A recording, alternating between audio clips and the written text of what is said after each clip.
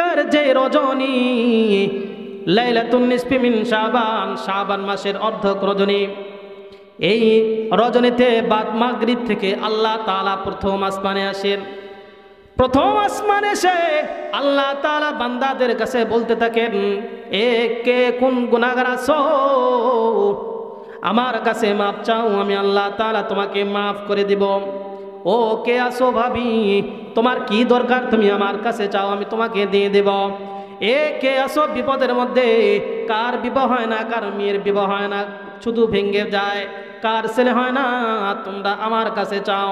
কার মেয়ে নাই, কার সন্তান নাই, কার কোন সমস্যা, তোমরা আমার কাছে চাও, আমি আল্লাহ পাক রব্বুল আলামিন তোমাদের সকলের মনের আশাকে পূরণ করে দেব। এ মুসলমান, নবীজি সাল্লাল্লাহু আলাইহি ওয়াসাল্লাম বললেন, ও আয়েশা শোনো, এই রাতে আল্লাহ পাক রব্বুল আলামিন এত পরিমাণ মানুষদেরকে ক্ষমা করেন। ওই যে গণম নামক একটা গোত্র আছে, ওই গোত্রের লোকেরা বেশি বেশি ছাগল পালতো, ওদের যতগুলো ছাগল আছে, ছাগলের যত পশম আছে, এই পরিমাণ বান্দা বান্দিদেরকে আল্লাহ পাক রব্বুল আলামিন শবে বরাতের এই রজনীতে আল্লাহ তাআলা ক্ষমা করে দেয়। মালাইকাতুহু ইসাল্লুনা আলান নবী ইয়া আইয়ুহাল্লাযীনা আমানু সাল্লু আলাইহি ওয়া সাল্লিমু তাসলিমা। সকলে দরুদ ইব্রাহিম পড়ি। আল্লাহুম্মা সাল্লি আলা মুহাম্মাদিন ওয়া আলা আলি মুহাম্মাদ কামা সাল্লাইতা আলা ইব্রাহিম ওয়া আলা আলি ইব্রাহিম ইন্নাকা হামিদুম মাজিদ। আল্লাহুম্মা বারিক আলা মুহাম্মাদিন ওয়া আলা আলি মুহাম্মাদ কামা বারাকতা আলা ইব্রাহিম ওয়া আলা আলি ইব্রাহিম ইন্নাকা হামিদুম মাজিদ। হামদ বেহদ মোর খোদায়ে পাক রা, হামদ বেহদ মোর খোদায়ে পাক রা, আকে ইমাদদ মুশতে খাক রা, আকে দর আ দমদমি দু রূহ রা, দাদ আজ তুফান জাতুন হেরা, শুদ জুদাস রহমাতাল লিল আলামিন, মসজিদে ও সুধা মারো এ জমিন। একটু জিকির করে লা ইলাহা লা ইলাহা লা ইলাহা ইল্লাল্লাহ, লা ইলাহা ইল্লাল্লাহু ইল্লাল্লাহ, লা ইলাহা ইল্লাল্লাহ। যার দিলে আছে আল্লাহর ভয়, আল্লাহ আল্লাহ সব সময়, যার দিলে আছে আল্লাহর ভয়, আল্লাহ আল্লাহ সব সময়। আহার নিদ্রা ভালো লাগে না, ভালো লাগে ইল্লাল্লাহ, লা ইলাহা ইল্লাল্লাহ, লা ইলাহা লা ইলাহা ইল্লাল্লাহু ইল্লাল্লাহ, লা ইলাহা ইল্লাল্লাহ। আল্লাহ আল্লাহ আল্লাহু লা ইলাহা ইল্লাহু, আল্লাহ আল্লাহ আল্লাহু লা ইলাহা ইল্লাহু, আল্লাহ আল্লাহ আল্লাহু লা ইলাহা ইল্লাহু, লা ইলাহা ইল্লাল্লাহু মুহাম্মাদুর মুহাম্মাদুর রাসূলুল্লাহ সাল্লাল্লাহু আলাইহি ওয়াসাল্লাম রহে মেরে মস্কন रहे मेरे मस्कन हवाली काबा बने मेरे मदफन दियारे मदीना बलगल उला बि कमालिही कशफत तुजा बिजमालिही हसनत जमीउ खिसालिही सल्लु अलैहि व आलिहि कुरान मদের শ্রেষ্ঠ কালাম ইসলাম মদের দিন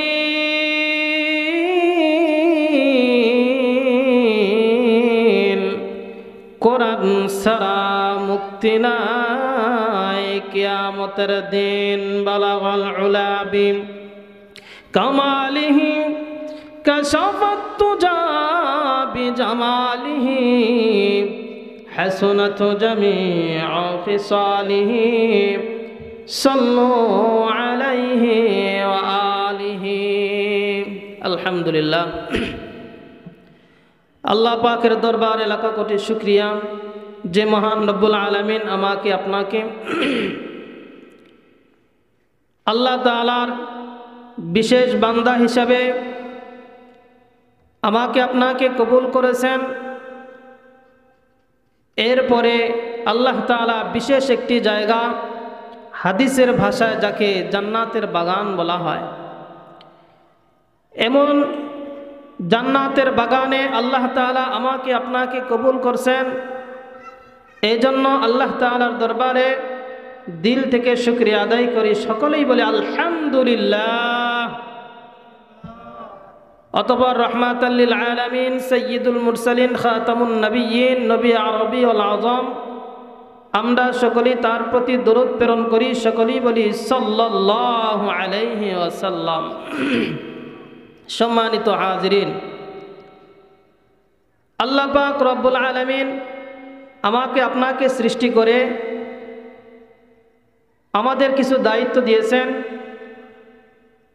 মানুষ যখন কোনো কিছু বানায়, বানানেওয়ালা কোম্পানির লোক তারা উদ্দেশ্য নিয়েই বানায় যে এই মেশিনটা এই কাজটা করবে। মাইকওয়ালা মাইক বানিয়েছে, এর মাধ্যমে আওয়াজ পৌঁছায় দিবে।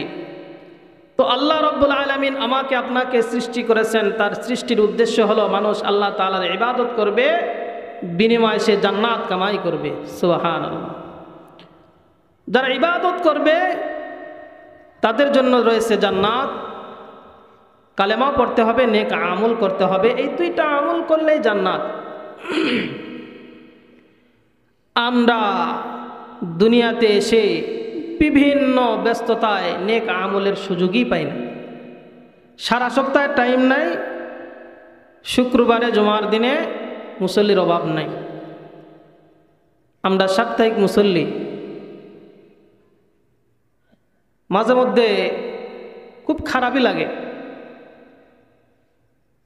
যে মেয়েদের মাসে 3 থেকে 10 দিন সমস্যা, এটা মেয়েদের সমস্যা। আর পুরুষের সমস্যা সপ্তাহে সারা সপ্তাহ হুজুর কাপড় ঠিক নেই।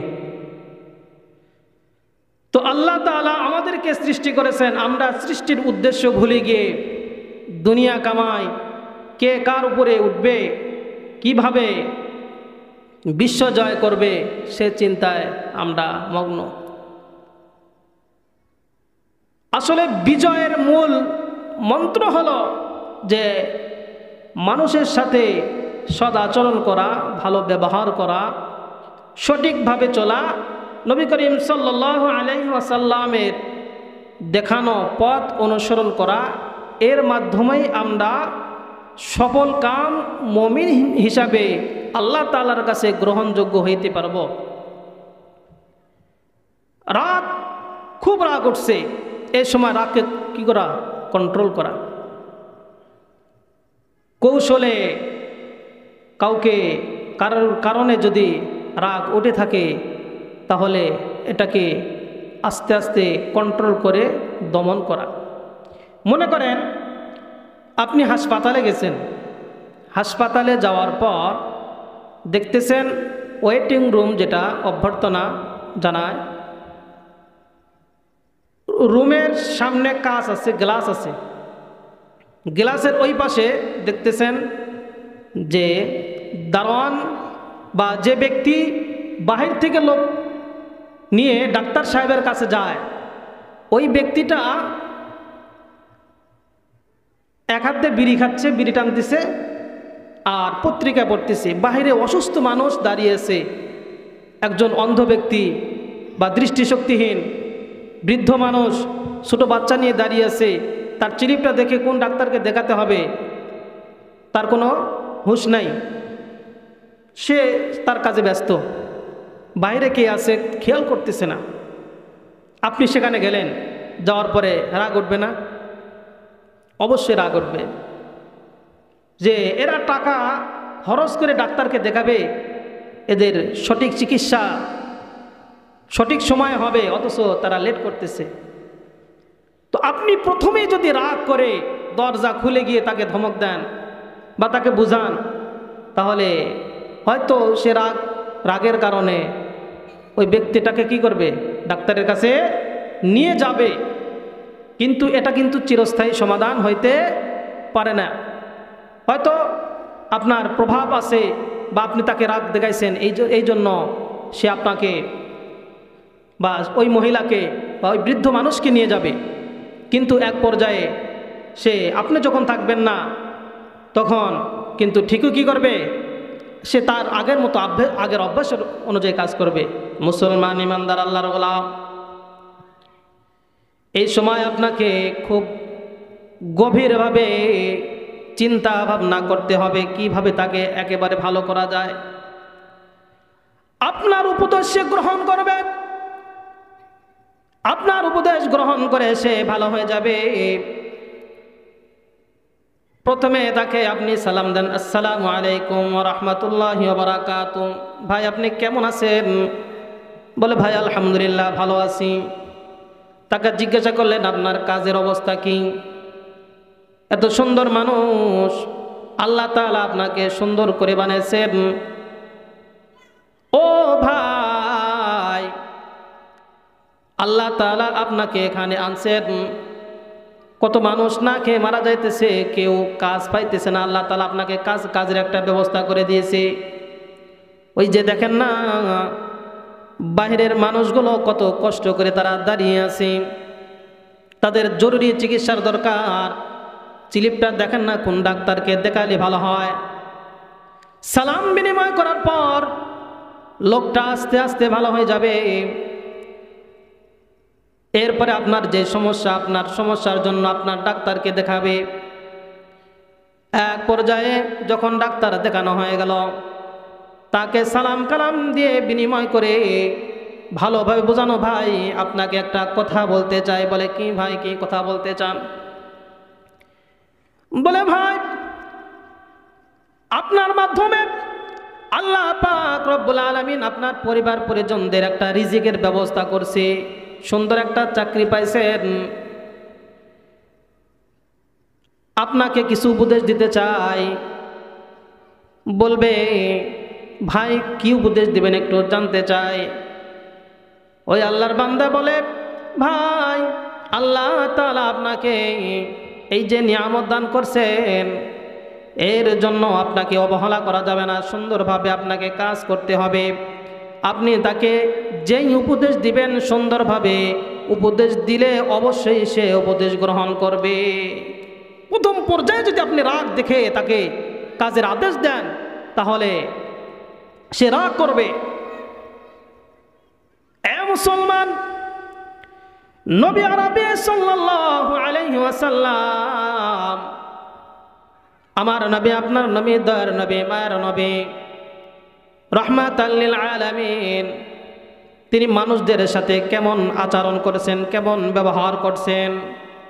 হযরতে আব্দুল্লাহ ইবনে মাসউদ রাদিয়াল্লাহু তাআলা আনহু একদিন বলতেছেন, বিশ্ব নবী রাহমাতাল লিল আলামিন আমাকে সালাম দিলেন, সালাম বিনিময় করলেন, আমি হাতখানা আগায় দিলাম, নবীজি আমার হাতে হাত রাখলেন, মুসাফা করলেন। নবীজি ডান হাত, আব্দুল্লাহর ডান হাত। এরপরে আব্দুল্লাহ রাদিয়াল্লাহু তাআলা আনহু বলতেছেন, নবীজি বাম হাত দ্বারা আমার হাতের উপরে রাখলেন। এরপরে নবীজি সাল্লাল্লাহু আলাইহি ওয়াসাল্লাম বলতেছেন, রে আব্দুল্লাহ, তোমাকে একটা কথা বলতে চাই। বলেন, ইয়া রাসূলুল্লাহ। হযরত আব্দুল্লাহ ইবনে মাসউদ রাদিয়াল্লাহু তাআলা আনহু বলতেছেন, ইয়া রাসূলুল্লাহ, আপনি কি উপদেশ দিতে চান? কোনো সমস্যা নাই। নবী আরবি সাল্লাল্লাহু আলাইহি ওয়াসাল্লাম বলতেছেন, তোমাকে আজকে আত্তাহিয়াতু শিক্ষা দেই। আত্তাহিয়াতু লিল্লাহি ওয়াস সালাওয়াতু ওয়াত তাইয়্যিবাত। আসসালামু আলাইকা আইয়ুহান নবী ওয়া রাহমাতুল্লাহি ওয়া বারাকাতুহু। আসসালামু আলাইনা ওয়া আলা ইবাদিল্লাহিস সালিহিন। আশহাদু আন লা ইলাহা ইল্লাল্লাহ ওয়া আশহাদু আন্না মুহাম্মাদান আবদুহু ওয়া রাসূলুহু। নবী আরবি সাল্লাল্লাহু আলাইহি ওয়াসাল্লাম আব্দুল্লাহ ইবনে মাসউদ রাদিয়াল্লাহু তাআলা আনহুর সাথে কত সুন্দর আচরণ করলেন। এর কয়েক বছর পর নবীজি ইন্তেকাল করেন। আব্দুল্লাহ ইবনে মাসউদ রাদিয়াল্লাহু তাআলা আনহু কতদিন কতবার বলেছেন, নবীজি আমার সাথে দেখা করে মুসাফা করে আমার হাতটা তার দুই হাতের মধ্যে দিয়ে মুসাফা করেছেন। নবী আরবি সাল্লাল্লাহু আলাইহি ওয়াসাল্লাম আরেকজন সাহাবী, তার নাম হলো মুআজ ইবনে জাবাল। একদিন নবীজি মুআজ ইবনে জাবাল রাদিয়াল্লাহু তাআলা আনহুকে বলতেছেন, এ মুআজ ইবনে জাবাল, আল্লাহর কসম আমি তোমাকে মহব্বত করি, তোমাকে ভালোবাসি। কাজেই তুমি প্রত্যেক ফরজ নামাজের পর একটা দোয়া পড়বে, আল্লাহুম্মা আইন্নি আলা যিকরিকা ওয়া শুকরিকা ওয়া হুসনি ইবাদাতিক। অসংখ্য মুসলমান, আল্লাহ তাআলার নবী, আমার নবী, আপনার নবী, দয়ার নবী, মায়ের নবী মুআজ ইবনে জাবাল রাদিয়াল্লাহু তাআলা আনহুকে বললেন, আল্লাহর কসম আমি তোমাকে মহব্বত করি। এখন বলেন, তিনি আল্লাহর কসম আমি তোমাকে মহব্বত করি এই কথা বলে হয়তোবা তিনি বলতেন যে, এ মুআজ শোনো, আমি তোমার বাড়িতে দাওয়াত খেতে চাই, বা তোমার দাওয়াত আমার বাড়িতে, আমি তোমাকে মহব্বত করি, ভালোবাসি, আমার মেয়ের সাথে তোমাকে বিবাহ দিব, বা এরকম কোনো কিছু বলতে পারতেন। কিন্তু আল্লাহর কসম আমি তোমাকে মহব্বত করি, তোমাকে ভালোবাসি এই কথা বলে তারপরে তিনি বলতেছেন যে তুমি প্রত্যেক ফরজ নামাজের পরে এই দোয়া করতে ভুলিও না। এখন আগের কথার সাথে পরের কথা কোনো মিল আছে? মিল নাই। কিন্তু নবী আরবি সাল্লাল্লাহু আলাইহি ওয়াসাল্লাম আগের কথাটা কেন বললেন? বলার কারণ হলো যে আল্লাহর কসম আমি তোমাকে মহব্বত করি, তোমাকে ভালোবাসি এই কথা বলার মাধ্যমে মুআজ ইবনে জাবাল রাদিয়াল্লাহু তাআলা আনহুকে একটা উপদেশ দিবেন। এই উপদেশ যাতে সে গ্রহণ করতে পারে, সে প্রস্তুতি নিতে পারে যে হায় নবীজি সাল্লাল্লাহু আলাইহি ওয়াসাল্লাম আমাকে মহব্বত করে, আমাকে ভালোবাসে, যে নবীজির এই উপদেশ আমি অবশ্যই কী করব? গ্রহণ করব। তাহলে নবীজি সাল্লাল্লাহু আলাইহি ওয়াসাল্লাম কাউকে উপদেশ দেওয়ার আগে তিনি একটা কৌশল অবলম্বন করলেন, তার দিমাগকে, তার দিলকে নবীজির দিকে ধাবিত করলেন। নবীজি সাল্লাল্লাহু আলাইহি ওয়াসাল্লাম এরপরে তিনি উপদেশ দিলেন, এ আব্দুল্লাহ ইবনে মাসউদ শোনো, তুমি কি করবে? ফরজ নামাজের পরে আল্লাহ তাআলার কাছে এই দোয়া করবে, আল্লাহুম্মা আইন্নি আলা যিকরিকা ওয়া শুকরিকা ওয়া হুসনি ইবাদাতিক। মুসলমান ইমানদার আল্লাহর গোলাম, নবী আরবি সাল্লাল্লাহু আলাইহি ওয়াসাল্লাম দ্বিতীয় নাম্বার খলিফা যিনি ছিলেন তিনি হলেন হযরতে ওমর ফারুক রাদিয়াল্লাহু তাআলা আনহু। ওমর রাদিয়াল্লাহু তাআলা আনহু ছিলেন অনেক বড় দেহের অধিকারী একজন শক্তিশালী যুবক। তিনি খানায়ে কাবা তওয়াফ করতেছেন। তওয়াফ করতে করতে হজরে আসওয়াদে গিয়ে তিনি চুমা দেন। এই চুমা দিতে গিয়ে অনেক সময় তিনি মানুষকে ধাক্কি করে চুমা দেন, মানুষকে কষ্ট দেয়। নবী করিম সাল্লাল্লাহু আলাইহি ওয়াসাল্লাম হযরতে ওমর ফারুক রাদিয়াল্লাহু তাআলা আনহুকে উপদেশ দিবেন। এর আগে বলতেছেন, রে ওমর, আল্লাহ তাআলা তোমাকে অনেক শক্তিশালী বানিয়েছেন, তোমার তো অনেক শক্তি আছে। বলে, ইয়া রাসূলুল্লাহ, আমার অনেক শক্তি আছে, শক্তি আছে। এই কথা বলে নবীজি সাল্লাল্লাহু আলাইহি ওয়াসাল্লাম তার প্রশংসা করলেন। প্রশংসা করার পর বলতেছে, এ ওমর শোনো, তুমি যে এই যে খানায় কাবা তওয়াফ করো, তওয়াফের সময় তুমি অনেক সময় মানুষকে কষ্ট দাও। তোমার এই যে তুমি হজরে আসওয়াদ চুমা দাও, চুমা দেওয়ার সময় অনেক মানুষ তোমার কাছ থেকে কষ্ট পায়। এই জন্য তুমি আর মানুষকে কষ্ট দিবা না, মানুষকে তুমি আর কষ্ট দিবা না। তো নবী করিম সাল্লাল্লাহু আলাইহি ওয়াসাল্লাম তিনি উপদেশ দিলেন ঠিকই, কিন্তু কি করলেন, আগে তার প্রশংসা করে নিলেন,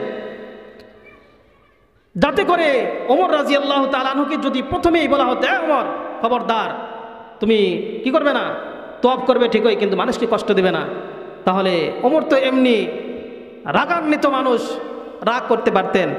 এই জন্য কাউকে উপদেশ দিলে আগে তাকে বুঝাইতে হবে, আগে তার কাছে নরম দিল নিয়ে যাইতে হবে। হয়তো পরিবারের লোক নামাজ পড়ে না, পর্দা করে না, ঠিকমতো কাজগুলো করে না, তাহলে রাগারাগি করলে তো সংসারই ভেঙে যাবে।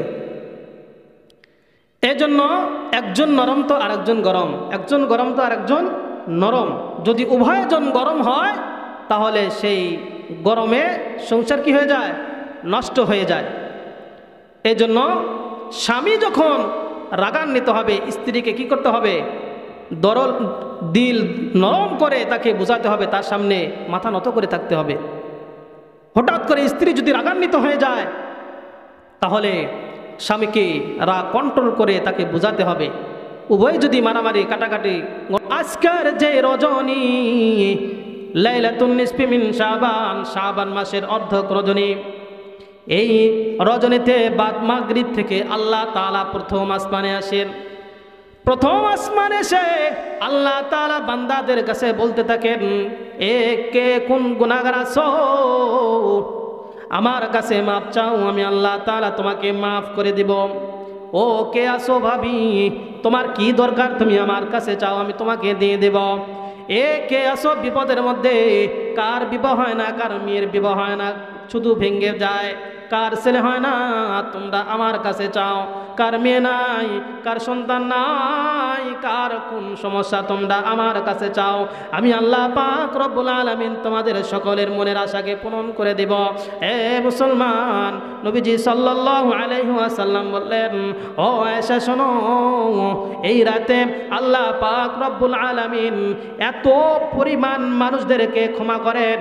ওই যে গণম নামক একটা গোত্র আছে, ওই গোত্রের লোকেরা বেশি বেশি ছাগল পালতো, ওদের যতগুলো ছাগল আছে, ছাগলের যত পশম আছে, এই পরিমাণ বান্দা বান্দিদেরকে আল্লাহ পাক রব্বুল আলামিন শবে বরাতের এই রজনীতে আল্লাহ তাআলা ক্ষমা করে দেন। সুবহানাল্লাহ।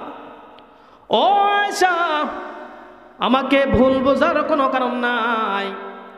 এই রাতে আল্লাহ তাআলা মুশরিক এবং যারা বিদ্বেষকারী, হিংসা করে, মানুষের সাথে হিংসা করে, হায়রে এই দেখতেছি দিনে দিনে রাতারাতি বড়লোক হয়ে গেল, এ অমুক হয়ে গেল, তমক হয়ে গেল, এর সাথে হিংসা করে।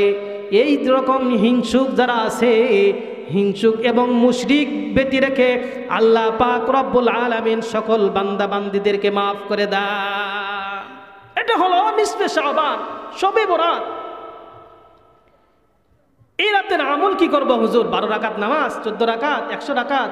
আমরা আগে ছোটবেলায় এক মসজিদ থেকে আরেক মসজিদে যাইতাম, যে কি খবর, এই মসজিদের কি অবস্থা, কতজন মুসল্লি আছে, কে বন্ধু, এক বন্ধু আরেক বন্ধুর সাথে আলোচনা করতাম, আমি তো 100 রাকাত নামাজ পড়ছি, তুই কয় রাকাত পড়ছু, ঠিক কিনা, পাল্লা দিতাম। কিন্তু আসলে এই রাতে পাল্লা পাল্লির কোনো কিছু নাই, কোনো বিধান নাই যে এই আমল এত রাত করতেই হবে। বরং এই রাতের বিধান হলো আল্লাহ তাআলার কাছে যে যত চাইতে পারে, যে যত মাপ চাইতে পারে, যে যত নামাজ পড়তে পারে, কোনো সূরাও নির্দিষ্ট নাই, কোনো রাকাতও কি নাই, নির্দিষ্ট নাই, নির্দিষ্ট রাকাতও নাই, নির্দিষ্ট সূরাও নাই, নির্দিষ্ট কোনো কি নাই, আমলও নাই। আমরা দুই রাকাত করে নফল নামাজ পড়তে পারি, আমরা কোরআনুল কারীম তেলাওয়াত করতে পারি। আফজালুজ যিকরি তিলাওয়াতুল কোরআন। নবী আরবি সাল্লাল্লাহু আলাইহি ওয়াসাল্লাম বলেন, সর্বোত্তম জিকির হইল কোরআনুল কারীম তেলাওয়াত করা। আফজালুজ যিকরি তিলাওয়াতুল কোরআন। কোরআন তেলাওয়াত তো এটা আল্লাহ তাআলার সাথে কথা বলা, এটা তো আল্লাহ তাআলার কালাম। অথচ এই কালামুল্লাহ শরীফ আমরা তেলাওয়াত করতে পারি না, আমরা ভালো করে পড়তে পারি না, বুঝতেও পারি না। এই জন্য কোরআনুল কারীম তেলাওয়াত শেখা, সহি শুদ্ধভাবে শেখা। কোরআন শরীফ যদি আমরা সহি শুদ্ধ করে না শিখতে পারি, তাহলে তো আমাদের নামাজই হবে না। নামাজ ভঙ্গের কারণ 19টি, তার মধ্যে প্রথম নাম্বার কি? কোরআন শরীফ অশুদ্ধ পড়া। আমার নামাজের মধ্যে যদি কোরআন শরীফটা অশুদ্ধ হয়, তাহলে আমার নামাজটাই হবে না। কারণ যে কয়েকটা ফরজ আছে, তাকবীরে তাহরিমা বলা, দাঁড়াইয়া নামাজ পড়া, কেরাত পড়া, এই কেরাত পড়া ফরজ, আপনার কেরাতই ঠিক নেই। রুকু করা, সিয়ারে যা নামাজ পড়তেছে, রুকু করতে পারতেছে। সেজদা করা, ও যদি সিয়ারে বসে নামাজ পড়ে, ও সেজদা করলো কখন? আখেরি বৈঠক। তো চেয়ারে নামাজ পড়লে কয়েকটা ফরজ ছুটে যায়, আর নামাজের ভিতরে যে ফরজগুলো আছে, ফরজ ছুটে গেলে নামাজই হবে না। এই জন্য চেয়ার আলারা সাবধান। ওয়াজিব অনিচ্ছায় ছুটে গেলে সেজদায় সাহু দিলে নামাজ হয়ে যায়, আর ইচ্ছাকৃতভাবে ওয়াজিব ছেড়ে দিল নামাজ হয় না। সুন্নাতগুলো ছুটে গেলে নামাজ হয়, কিন্তু নামাজের সৌন্দর্য থাকে না। নামাজের ফরজ 13টি, ওয়াজিব 14টি, সুন্নত আছে 51টি। এগুলার খোঁজ আমাদের নাই। আমরা গাফেল, আমরা শুধু দুনিয়া কামাই, কিভাবে বড়লোক হয়ে যায়, কিভাবে অর্থ সম্পদ করা যায়, 2 তলা 3 তলা বাড়ি করা যায়, কিভাবে গাড়ি করা যায়, কিভাবে এবার নির্বাচনে মন্ত্রী এমপি হওয়া যায়, এই টেনশনে আমাদের কি সময় শেষ। আমরা কখন আমল করব? এই জন্য আমাদের আমল করতে হবে। আমল নিয়ে আমাদের কবরে যেতে হবে। যদি আমল না থাকে, তাহলে আমাদের ধরা খাইতে হবে। আল্লাহ পাক রব্বুল আলামিন আমাদের প্রথমে নামাজের হিসাব নেবে, যৌবনকালের হিসাব এটা আমাদেরকে দিতে হবে। আল্লাহ তাআলা জীবনের হিসাব তো নেবেন, যৌবনকালের হিসাব আল্লাহ তাআলা পার্সোনালভাবে নেবেন। এই জন্য যৌবনকালকে দাগ মুক্ত রাখা। আল্লাহ তাআলা বলেন, ওয়ালা তাকরাবুজ জিনা ইন্নাহু কানা ফাহিশা। এ মুসলমান ইমানদার আল্লাহর গোলাম, আল্লাহ পাক রব্বুল আলামিন জিনা করতে নিষেধ করেন নাই, বরং জিনার আশপাশে যাইতেও নিষেধ করছেন। জিনা করা তো দূরে থাক, জিনার তো সুযোগ নাই, বরং যেই সমস্ত কাজ জিনার দিকে ধাবিত করে, যার কারণে আল্লাহ পাক রব্বুল আলামিন সূরাতুন নূরের মধ্যে বলছেন, কুল্লিল মুমিনিনা ইয়াগুদ্দু মিন আবসারিহিম, আর আয়াতের মধ্যে বলছেন কুল্লিল মুমিনাতি ইয়াগুদ্দুনা মিন আবসারিহিম। এ মুসলমান, আমাদের দৃষ্টিকে আল্লাহ তাআলা হেফাজত করতে বলছেন। এ পুরুষরা সাবধান, তোমার চক্ষুকে হেফাজত করো, নিচের দিকে করে নাও, কোনো পর নারীর দিকে তাকাইও না। পর মহিলাদেরকে বলছে তোমরা কোনো পর পুরুষের দিকে তাকাইবে না।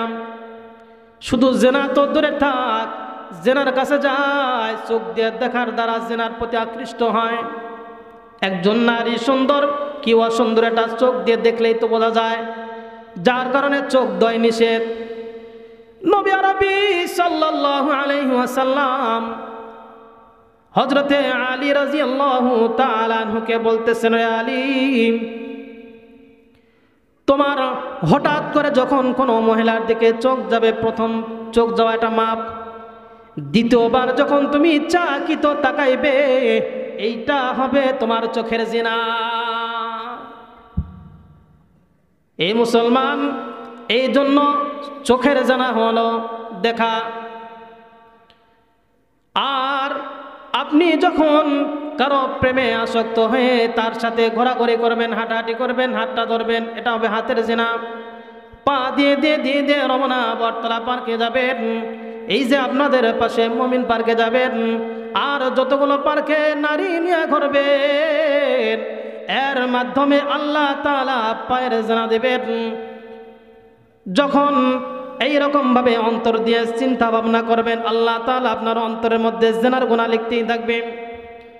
এ মুসলমান সাবধান, যৌবনকালকে আমাদের হেফাজত করতে হবে। আল্লাহ পাক রব্বুল আলামিন এই জন্য বলছেন, ওয়ালা তাকরাবুজ জিনা, জিনার কাছেও তোমরা যাও না। একদিন এক আল্লাহর বান্দা এসে বলতেছেন, ইয়া রাসূলুল্লাহ, ইয়া হাবিবাল্লাহ, আমার তো জিনা করতে ভালোবাসে, অন্য মহিলার সাথে থাকতে আমার ভালো লাগে, আমাকে একটু অনুমতি দেন না। নবী আরবি সাল্লাল্লাহু আলাইহি ওয়াসাল্লাম শান্ত মেজাজে তাকে বললেন, ও আল্লাহর বান্দা শোনো,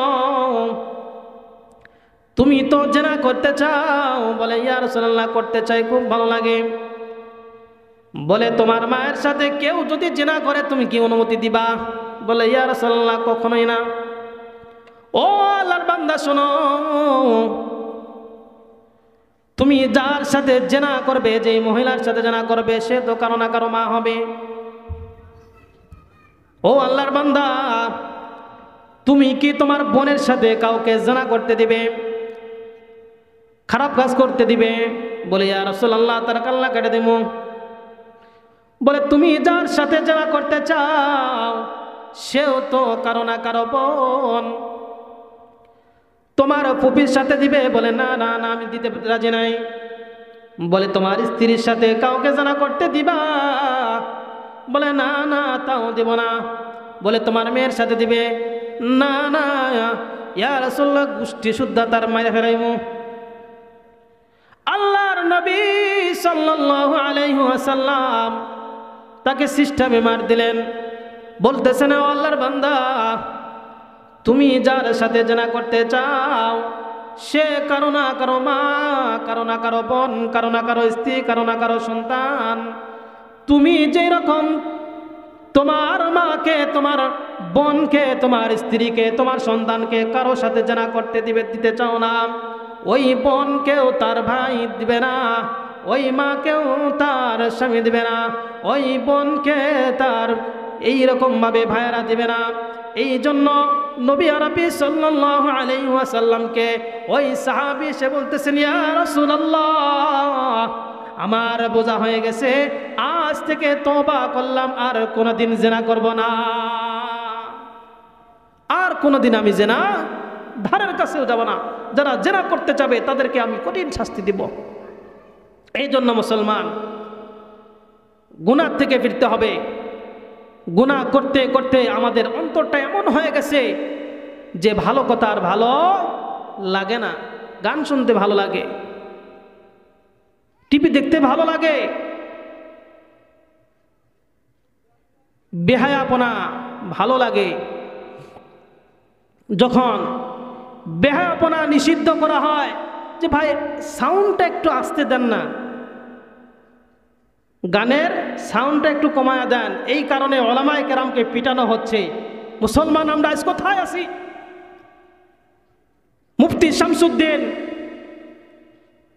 তিনি শুধু একটু আস্তে দিতে বলছিলেন, আর নেতারা গিয়ে পিটাচ্ছে। দেশটা যাচ্ছে কোথায়? আজকে আমরা মনে করতেছি একদল গেছে, আমরা অটো পাস চলে গেছি ক্ষমতায়। ক্ষমতায় কখন কাকে আল্লাহ তাআলা নেবেন আল্লাহ তাআলাই ভালো জানেন। ক্ষমতায় যাওয়ার আগেই যদি আমরা এইরকম কর্মকাণ্ড করে থাকি, তাহলে ক্ষমতায় যাওয়া আর হবে না। আগের থেকে আপনি শিক্ষা নেন, তারা কি কারণে আজকে দেশ ছাড়া হয়ে গেছে, কি কারণে তারা দেশ ছাড়ল? এত এত ক্ষমতা, করোনার চেয়ে শক্তিশালী, অমক তমক, আসো না খেলা হবে, সেই প্লেয়ার কোথায়? ওলামায়ে কেরামকে আয়না ঘরে রেখে রেখে তাদেরকে একদম শেষ করে দেওয়া হয়েছে। আজকেই প্রধান উপদেষ্টা আয়নাঘর পরিদর্শনে গেছেন, কিছু ভিডিও চিত্র দেখলাম যে কবরের মতো করে রাখছে। কি একটা অবস্থা! যারা কোরআনের কথা বলছে তাদেরকে জেলের মধ্যে, আয়না ঘরের মধ্যে রাখা হয়েছে। এই জন্য উলামায়ে কেরামের চোখের পানি, এটা মাজলুমের বদদুয়া আল্লাহ তাআলা কবুল করেন, মুসাফিরের দোয়া কবুল করেন, মাজলুমের দোয়া কবুল করেন, পিতামাতার দোয়া সন্তানের জন্য, সন্তানের দোয়া পিতামাতার জন্য, এটা 100% কবুল হয়ে যায়, আগে হোক আর পরে হোক। এই জন্য সন্তান যারা আছো, মা বাবার সাথে ভালো ব্যবহার করতে হবে। মা বাবা যদি একটা শব্দ বলে মুখ দিয়ে, তাহলে তার জীবনটাই বরবাদ হয়ে যাবে। কারো প্রতি জুলুম করা যাবে না, কারো প্রতি জুলুম করা যাবে না, কারণ আল্লাহ তাআলা জুলুম করাকে পছন্দ করেন না। যারা মানুষের প্রতি জুলুম করবে, অন্যায় করবে, অবিচার করবে, তাদের আল্লাহ ছেড়ে দিয়েছেন, ছাড় দিয়েছেন, কিন্তু একদিন না একদিন তাদেরকে পাকড়াও করবেই করবে। এই জন্য কারো প্রতি জুলুম করা যাবে না। মাজলুম যদি দোয়া করে, এই দোয়া আল্লাহ তাআলা, আল্লাহর মাঝে তার মাঝে কি কোনো পার্টিশন থাকে না। এই জন্য জুলুম, আয-যুলমু যুলমাতুন ইয়াউমাল কিয়ামা, হাদিস শরীফের মধ্যে আছে আয-যুলমু যুলমাতুন ইয়াউমাল কিয়ামা, যে জুলুম এটা কিয়ামতের ময়দানে অন্ধকার হবে, বিভীষিকাময় হবে। এই জন্য কারো প্রতি জুলুম করা যাবে না। এই জন্য মুসলমান, আল্লাহ পাক রব্বুল আলামিন আমাকে আপনাকে এত সুন্দর দিন ইসলাম দিয়েছেন, কোরআন দিয়েছেন, নবী করিম সাল্লাল্লাহু আলাইহি ওয়াসাল্লামের মতো একজন মহান ব্যক্তিকে আমাদের রসুল হিসাবে দুনিয়ার বুকে প্রেরণ করেছিলেন। তিনি আমাদের জন্য কোরআন সুন্নাহ রেখে গেছেন।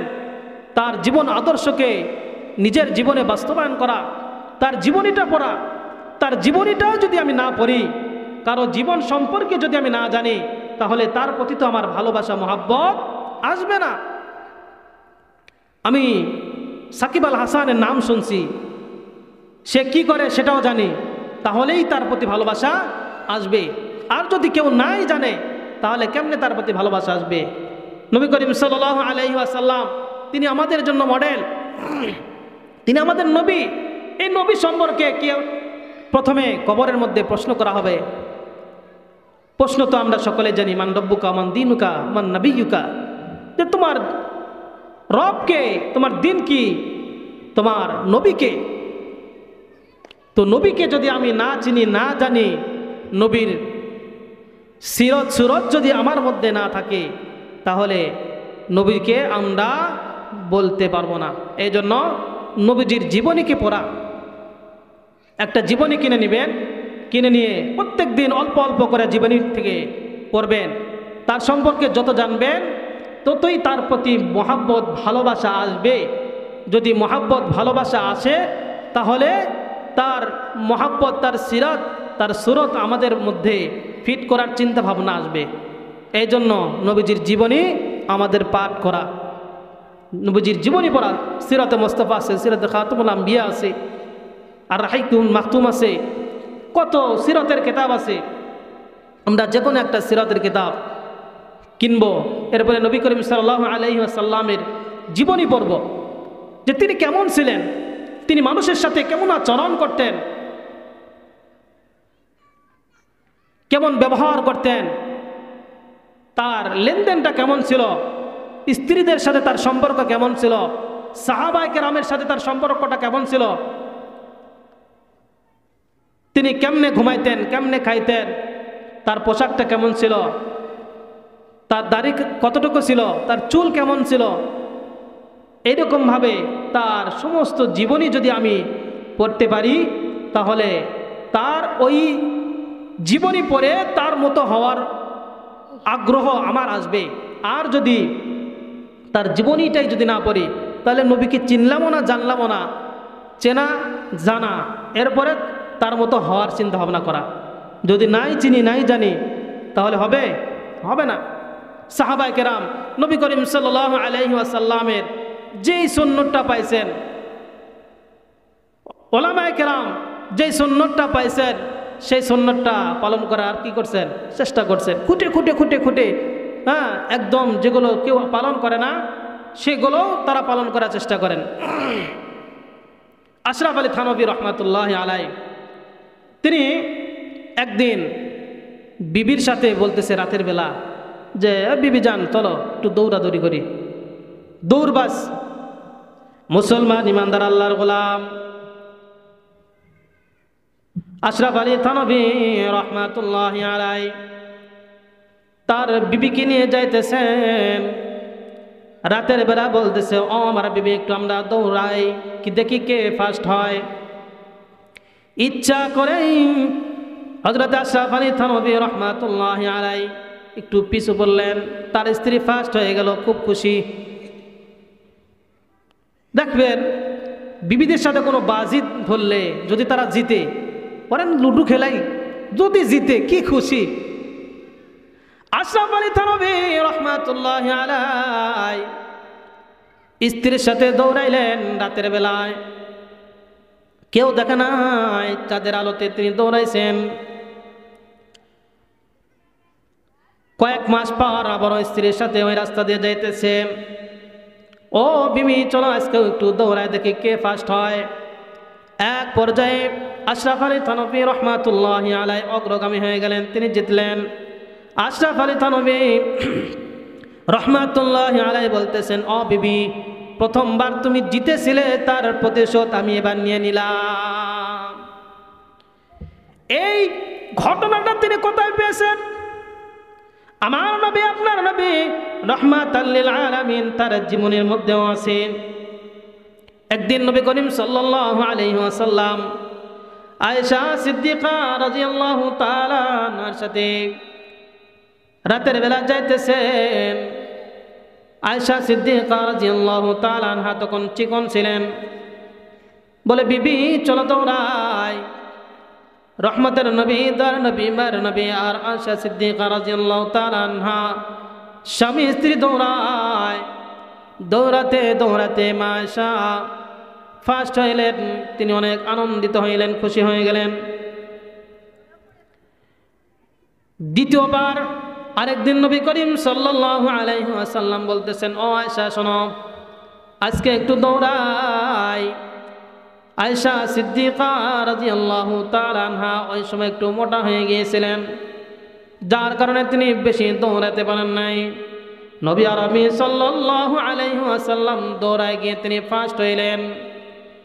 নবীজি সাল্লাল্লাহু আলাইহি ওয়াসাল্লাম আয়েশা সিদ্দিকা রাদিয়াল্লাহু তাআলা আনহাকে বলতেছেন আয়েশা ওই যে প্রথম একদিন দৌড়াইছিলাম তুমি ফার্স্ট হয়েছিলে, আজকে আমি তোমার ফার্স্টের প্রতিশোধ নিয়ে নিলাম।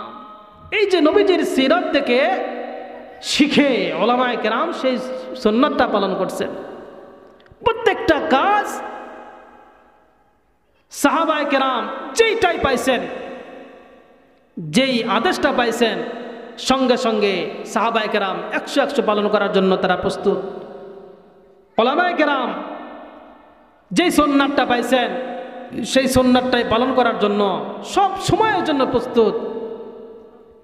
বড় পীর আব্দুল কাদের জিলানী রাহমাতুল্লাহি আলাইহি একদিন তার মুরিদদের সাথে বাজারে যাইতেছেন। বাজারে যাইতে যাইতে হঠাৎ করে মাথার মধ্যে ব্যথা। আরে কি হইল?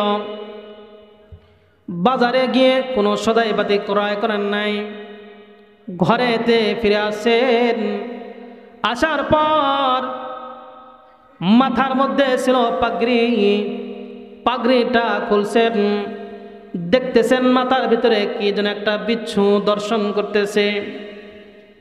আব্দুল কাদের জিলানীর ছাত্ররা দার মুরিদরা বলতেছেন, হুজুর আপনাকে এই কাজটা করতেছে, আপনি বাজারে চাইলেও তো পাগড়িটা খুলে ওই পোকা বা যে বিচ্ছু আছে আপনি বের করতে পারতেন। আব্দুল কাদের জিলানী রহমাতুল্লাহি আলাইহি বলেন, ও আমার মুরিদরা, আমার সঙ্গীরা শোনো, আমি নবী করিম সাল্লাল্লাহু আলাইহি ওয়াসাল্লামের জীবনী পড়েছি, জীবনীতে দেখছি নবী আরবি সাল্লাল্লাহু আলাইহি ওয়াসাল্লাম কোন সময় বাজারে গিয়ে তিনি পাগড়ি খুলেছেন কিনা এটা আমার জানা নাই। যার কারণে আমি বাজারের মধ্যে গিয়ে আমার পাগড়িটা খুলে নাই, আমি আমার কাজ না সেরে আমি বাড়িতে আসছি, আসার পরে পাগড়ি খুলে সেই পোকা বা সেই বিচ্ছুটা আমি বের করেছি। যে নবী করিম সাল্লাল্লাহু আলাইহি ওয়াসাল্লামের কোন জীবনের মধ্যে আমি এরকম কোনো ঘটনা পাই নাই, যার কারণে আমি আব্দুল কাদের জিলানী রহমাতুল্লাহি আলাইহি এই কাজটাও আমি করে নাই। এই মুসলমান, আজকে সাহাবায়ে কেরাম, উলামায়ে কেরাম তারা এইটা নারায়ে